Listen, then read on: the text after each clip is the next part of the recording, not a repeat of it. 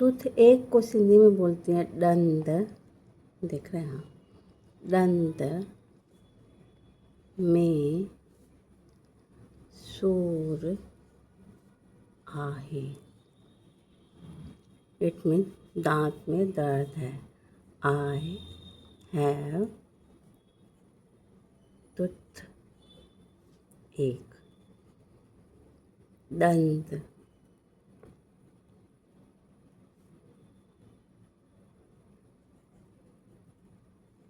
Means tooth, में means in, सूर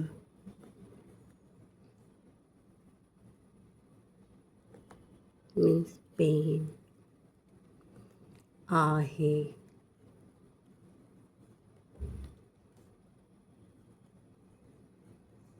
means है, इज।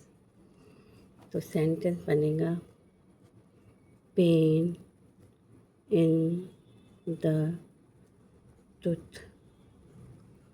सिंपल इंग्लिश में होगा आई हैव टूथ एक, जिसको सिंधी में बोलते हैं दंत में